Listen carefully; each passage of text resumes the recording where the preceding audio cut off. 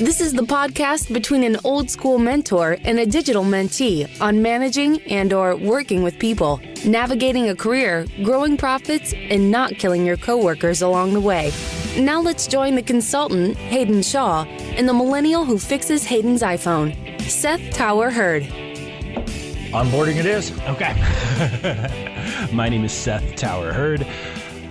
He's Haydn Shaw. He's helped over 30,000 managers with a bunch of companies you've heard of, and small and medium-sized businesses and nonprofits along the way. And I am entrepreneur in year one of being in business, leading a small team, and syndicated radio host and occasional journalist as well. Occasional journalist as well. Okay. Onboarding. And before we move on, I haven't told you this. I just got my CSP, Certified Speaking Professional. So that just got, that PR release just went out from the National Speakers Association. Or I think 56 of us this year. I thought you've been making a living at this for like 20 some years. Though. I have, but I now have an official designation that I am a professional at this. So the only 12% of the professional speakers in the world earn the CSP. Does it come with like a 12% like pin, or do you guys have like a secret mark? No, it's even better than that. At the annual convention. Saturday night when it starts, you all march out, they announce your name, and then you wear a medallion like the Olympics. You wear a medallion. You get to wear the medallion the rest of the week, so everybody else can go, oh, you're a CSP. Are you kidding? I'm not kidding. So you wear a medallion. I'm looking forward to wearing a medallion all week long with the cool kids. Not because of any bitterness, but I threw away all 3 of my diplomas. I believe I've thrown away all of my triathlon medals and paraphernalia. Virtually all previous, stusports memorabilia from high school and college career. I don't know. I still have a box with. I was in speech team and did really well, and so I gave my kiddos when they were little all of the ribbons, but I still have all the medals. Do you? Yeah. So obviously I'm one of those geeky kids, but I am very much looking forward to wearing the medal all week like cool kids. One of the great things about Amanda and while we work together is that one of the great little things. Amanda's his wife. Yeah. We are really good at getting rid of stuff. So we've been kind of spring cleaning in preparation to move to a bigger place. Man, we are just not sentimental. Like boom, boom, boom, garbage bin. It's great. We're even down to like neither one of us really want to own physical books anymore. It just doesn't seem worth it because then you got to move them and stuff. And so whatever.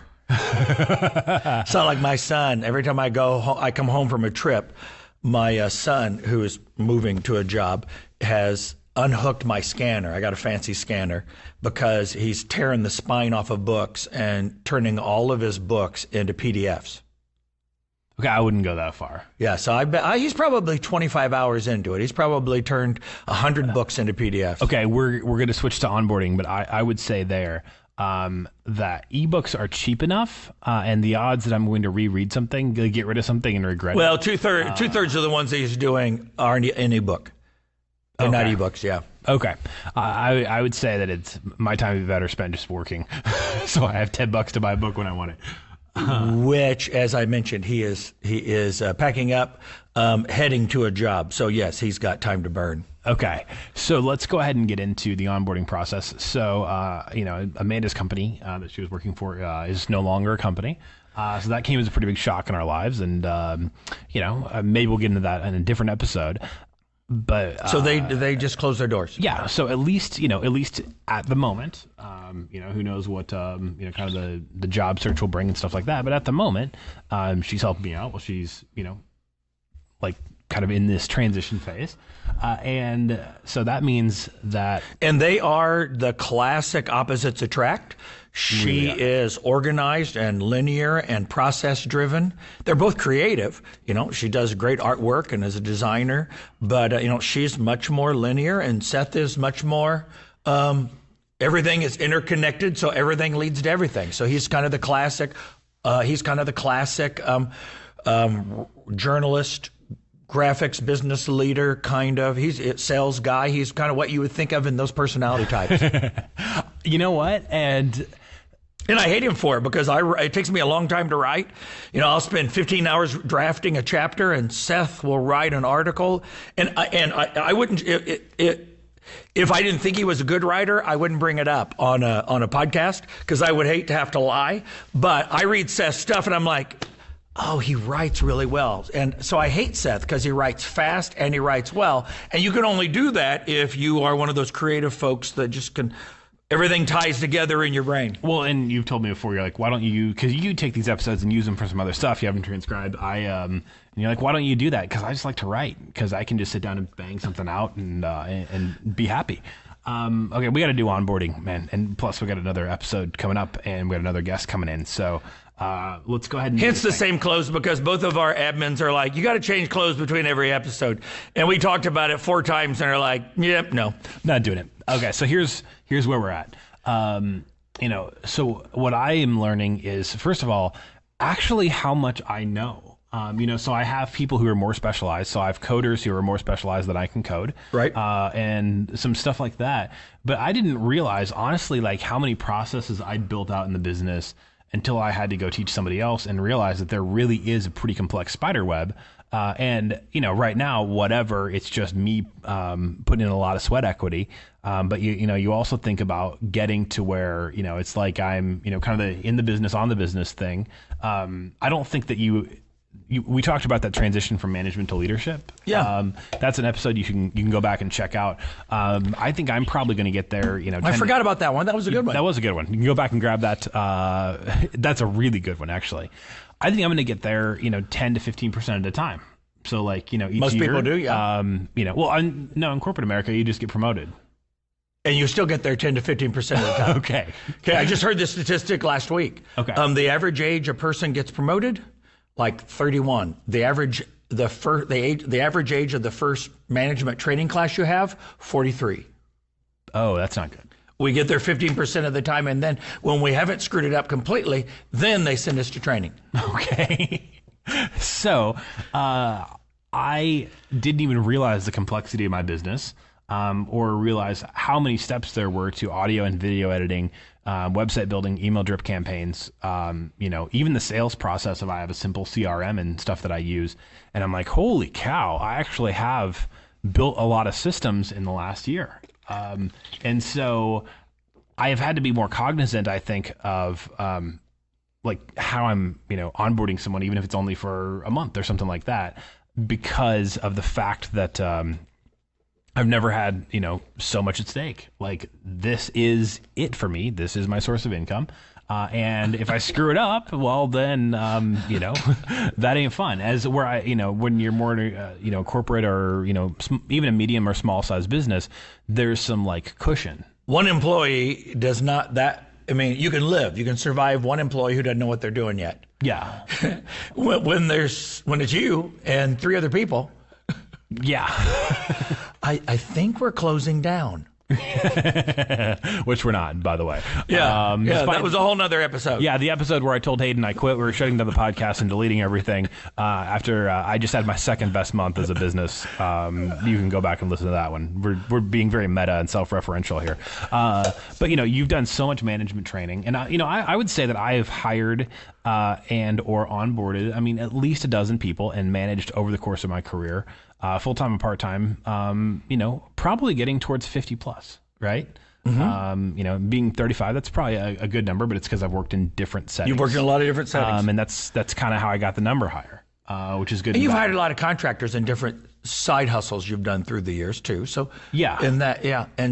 But all of those require onboarding. I think the most important thing with onboarding is to recognize that you have to do it. Survey after survey, employee survey after survey, exit interview after exit interview, people will say they don't get much attention when they start. I got one client in Kansas City that's a manufacturing, and one of the challenges now is that we have one of the lowest unemployments in the United States that we've had in history. And so anytime that happens, especially in kind of manual jobs, factory jobs that don't take a lot of skill, or I had some people doing some work in my yard yesterday, and people who are doing jobs that you can teach fairly quickly. The turnover on those, because somebody will go, oh, well, hey, I'll offer you this if you'll come over here. And this company, they said, sometimes they don't even greet people when they're brand new because they're like, yeah, they're not going to stay a long time anyway. So they've gone to the place where I'm not even going to acknowledge your existence because you probably aren't going to last. I might have used this analogy in a previous episode, but I came out of radio and I was around the music industry a good bit, which is an industry that could learn a good bit from traditional business.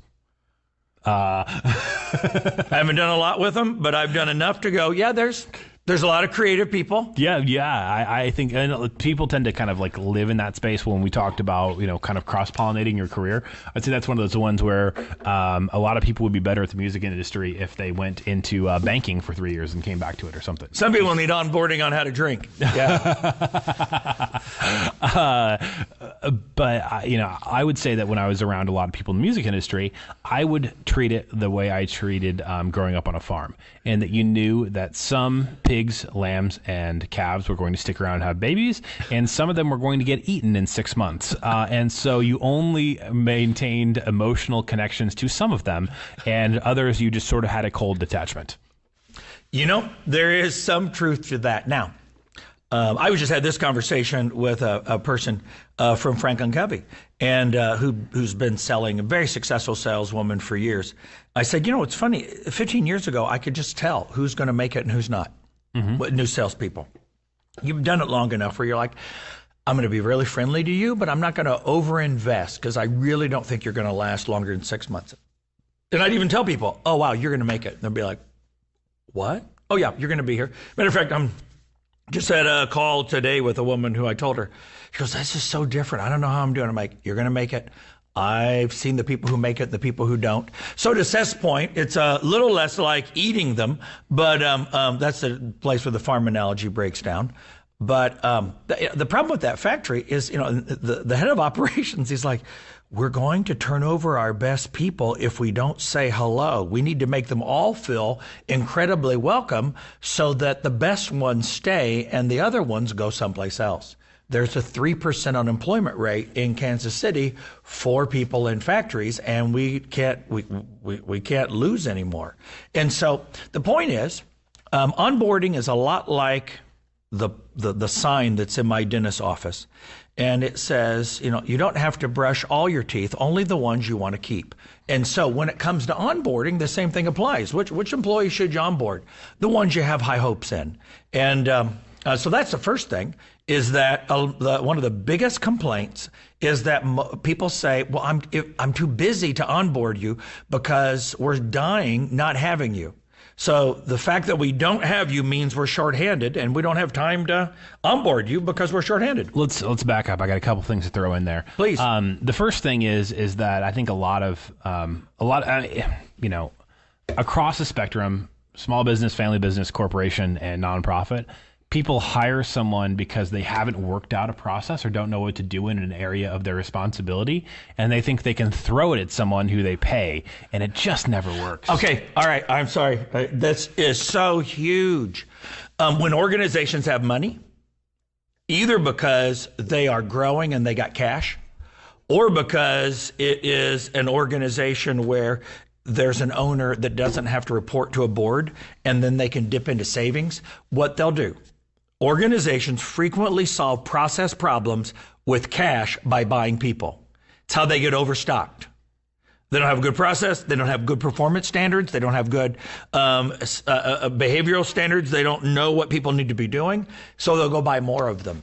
And then they buy more people who learn from the people who are underperforming what the performance standards are.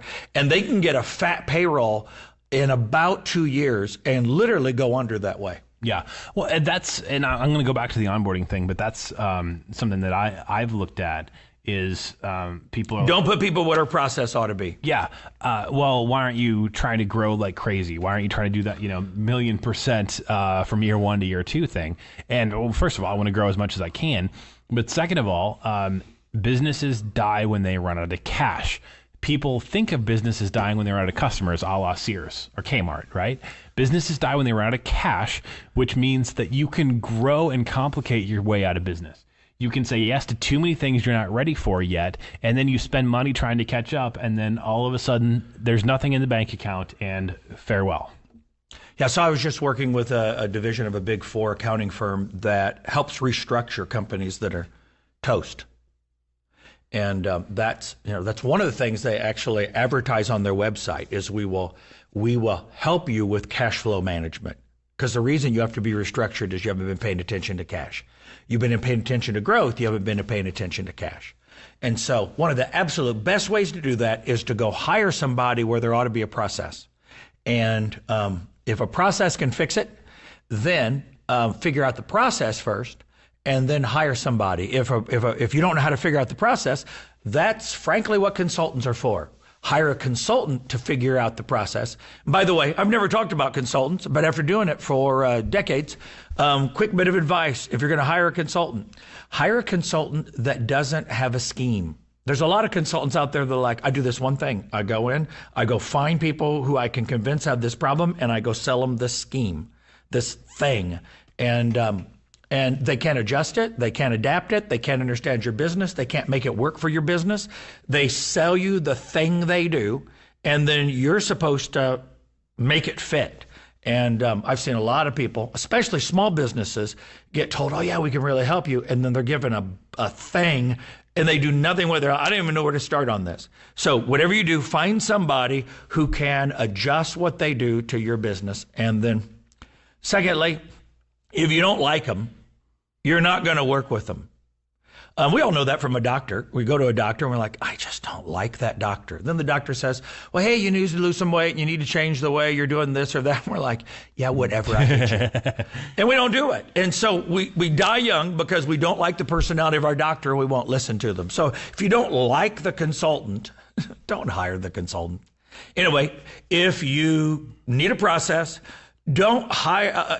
Sometimes it works to hire the employee who will write the process. But what will typically happen is the person will write the process to the way they like to do it, and then it makes it hard to hire somebody else for that position. A consultant will find you a process that will work regardless of the person. And Peter Drucker years ago said it this way: don't build job descriptions around people, build job descriptions around work so that you can find somebody to replace that person, and then you don't feel like you're in a hostage situation where if we ever were to lose this person, what would we do? Well, that's where you have a job description, you have a process written around a person. Sorry for that digression, but when it comes to onboarding, that's a big piece. And let me say one more thing in there about when I've been onboarded poorly, and I don't actually think it mattered in either one of these jobs, kind of how it went, right? But one, just wasn't the guy's fault. He hired me. His dad died the day before I started. No way. Yeah. So really nothing you do about it. Well, the second time I saw him after the interview was I went ahead and went to the visitation because I thought that was appropriate. He was, unfortunately, when I could start, I was finishing up teaching a college course kind of on the interim. When I could start, he was on vacation, which he'd planned for 6 months, which is fine. His dad died on vacation. And then, so there was there was a week and a half of vacation or a week of vacation and then like another week of, family stuff. And that's totally understandable. That was a really rough start. Another time, I kind of jumped in and I was in a meeting, hour one, day one with other managers, being asked my thoughts on things I didn't even understand the terminology of the business yet.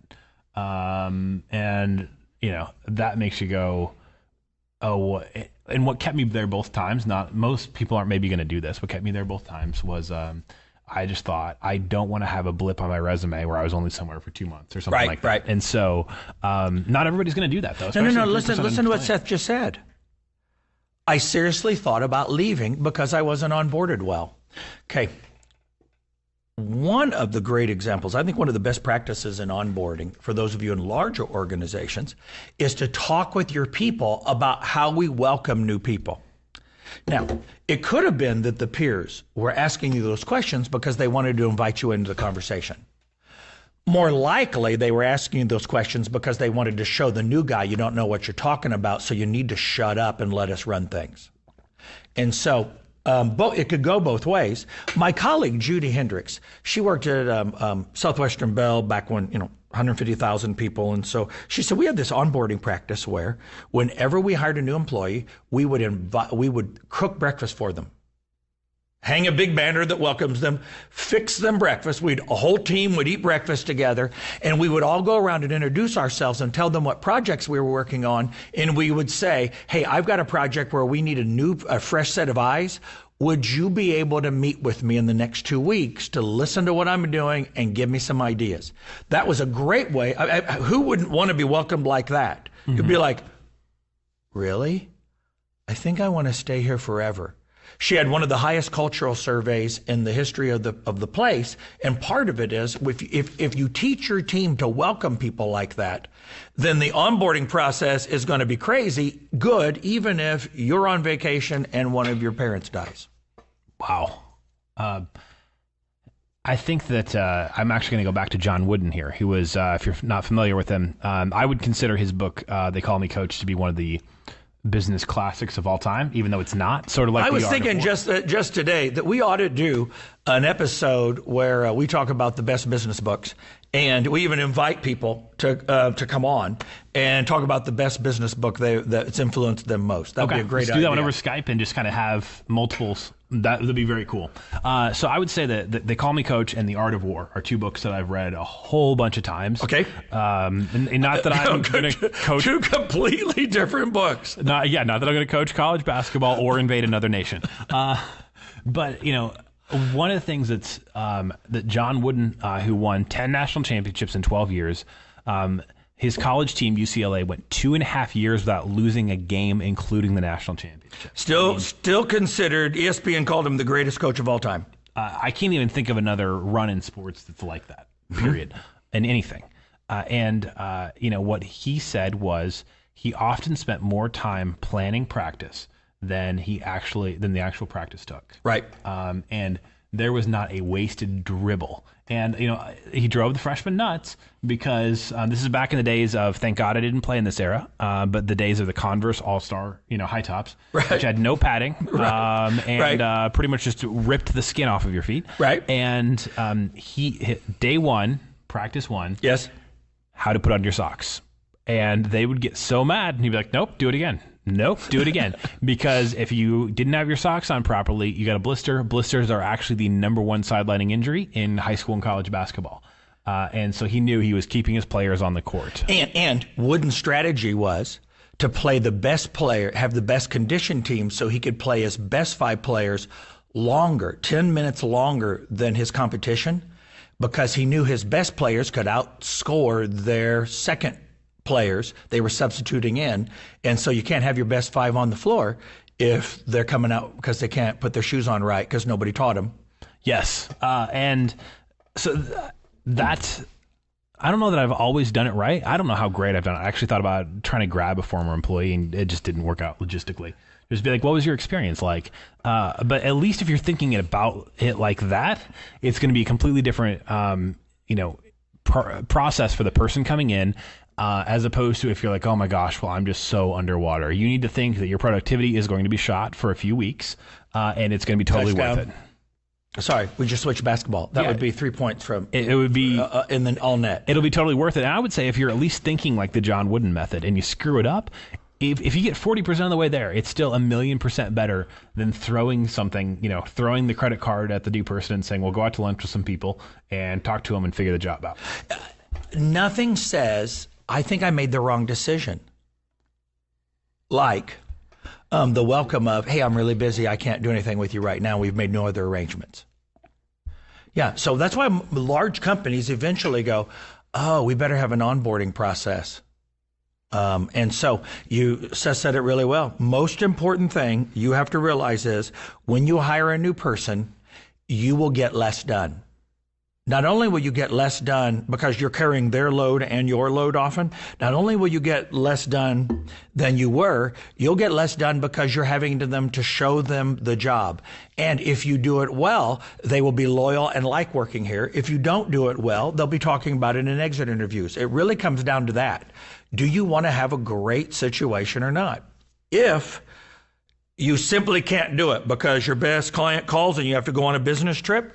You do one of two things. You say, you know what? Don't start. We'll pay you, but don't start until I get back. We will pay you to stay home. Matter of fact, have some great days off. Or you say, we are going to give you some things to do. Here's 5 competitive websites we need you to study. We need you to go through our website and I need you to go mess around with our, matter of fact, I need you to go visit a couple of clients and watch our product in action. There are some things you can do to give them education. They say, I'm sorry, I've got to go out to this client. And so here's my suggestions on what you do with your time. If you have some better ideas of what will help you get up to speed and better oriented to what we're doing, happy to have you do that. Just submit them to me. And we got to land the plane here in just a couple minutes. So let me go down this road. I would say that, and maybe I am, I think I've had a lower view of myself as a professional sometimes on this podcast than I needed to. Like, I think I've thought I was worse at some things. And occasionally I will say to him, I understand as the consultant and the millennial, but you're not as bad as you make yourself out to be. One of the things I've consistently heard from particularly graphic designers and coders as I use different team members to do websites, is they really, really appreciate how thorough I am in getting them set up on the jobs. I think that's a solid compliment that I want to accept. Where I'm bound to miss on something like that is going off on some kind of rabbit trail of, oh, we can add this new product. I can do this thing. And I can't. I mean, for the next 3 to 5 years, I just need to camp out on the 3 products we offer. Okay, here's the problem. You can't onboard on processes if you constantly are creative type folks will often go, oh, what about that? What about that? What about that? The challenge is you can't get your whole team coming behind you. You can have great ideas, but you can't execute on them if you can't get your whole team onboarded to that new idea. And that, my friends, is change management, and that's an onboarding process of its own. You have to onboard people to the change. 4 things that have to be in any good onboarding process. Number 1, there has to be a clear, we are glad you're here, welcome. Has to be a conversation around, here are my strengths and weaknesses as a leader. Had a senior partner in one of the big 4 consulting firms I was working with this week. He said right up front, because he was in a class I was teaching to, show support from the partners as well as to make it applicable to the work these, senior people were going, the new management role they're going into. And he said it this way. He goes, I am not the casebook of relational. I do great analysis. I do brilliant work, but I kind of run out of energy with people. So I get, my family, my boss tells me I need to be more relational. And the thing is, what was great about it is he said, there's a lot of ways to succeed at this. And I just tell the people I work with, here are my strengths, here are my weaknesses. That has to happen in the onboarding process. Thirdly, I was working with Merck. And they did an onboarding process in the morning, and I started a session on team building in the afternoon. And I got to watch what I learned later. I was new in my career. It's a fairly standard onboarding process for a new manager. Somebody comes in and goes, tell me about your strengths, tell me about your weaknesses, tell me about your work history, and tell me your values. Those are all things people need to know. Thirdly, what are the values and the mission of the organization? And then lastly, what's the job description? What are the deliverables, the desired results you want out of the job description? And lastly, what's my success path over the next month to 2? You help somebody with those 4 things, you've got an onboarding process that works. Oh yeah, you ought to give them the handbook if your organization's big enough to have it. And they probably won't read it, but they'll sign the statement that they did, even if it's a religious nonprofit organization. So they'll tell a little white lie about the handbook, and then you're locked and ready and legal. Let me land on something here. I think that a lot of, because I've kind of, I made fun of millennial startups in the last episode without even thinking I was an all millennial startup. But I think that a lot of times, as an elder millennial, I think that we've been burned by cheesy conferences and silly team building exercises. Hey, I've spoken at those cheesy conferences. You back off. And so I think what happens is that we go completely the other way. That says, we're going to have a ping pong table and a Segway and a latte machine, and we're not going to do any of that other stuff. We're going to throw it out with the 3-piece suits, the pinstripe suits, right? Oh, that's well said. Yeah, and I mean, certainly. I only do a suit when I'm going in front of a lawyer because I do a decent amount of. When I do marketing work for lawyers, not when I've committed a crime and I'm going to court. When Seth is once again deposed for, So, I don't do a suit a whole lot. Maybe I'll have honestly, Your Honor, it was just manslaughter.